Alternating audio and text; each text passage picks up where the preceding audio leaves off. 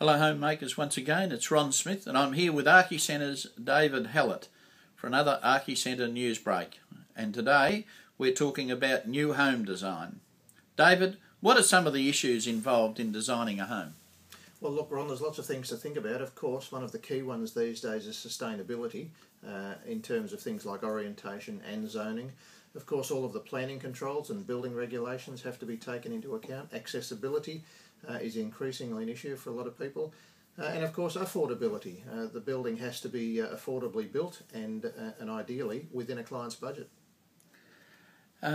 David, what is zoning? A lot of people talk about zoning in the home, and it's a question that we often get asked. What does it actually mean?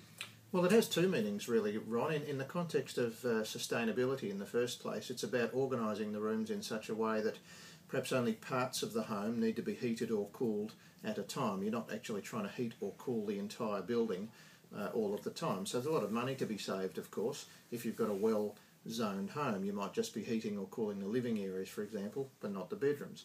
The other meaning, of course, that it has is in terms of accommodation, and we're seeing people start now thinking about the long-term use of the home and their ability to remain there for a longer period of time, even though their family circumstance might be changing. So we're starting to see people ask our architects to design homes that can be functioning as perhaps a 4-bedroom, 2-living-room family home for a period of time, but can be quite easily and cost-effectively divided into 2 smaller units at the time at which perhaps their older children are young adults, really. They might be studying, might even be working, but are still at home, and they can occupy one self-contained half of the house, if you like.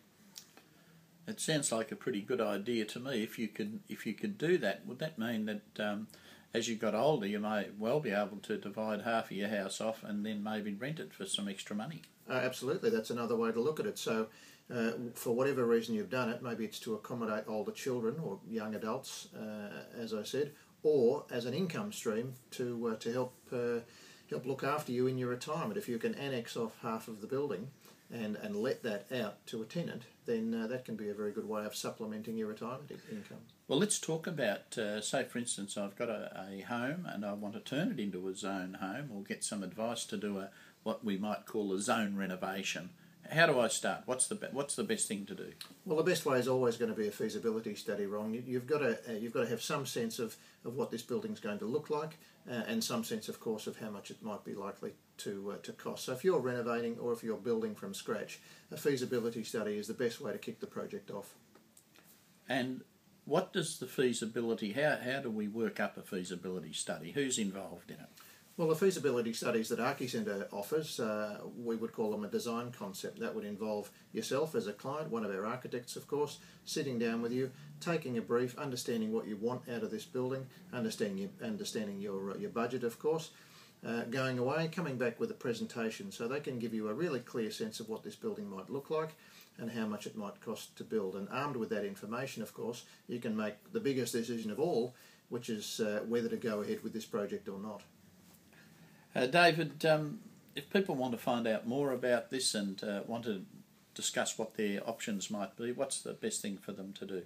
The best thing to do, Ron, is to call us or have a look at our website. Our website is archicentre.com.au and our phone number is 1300 134513.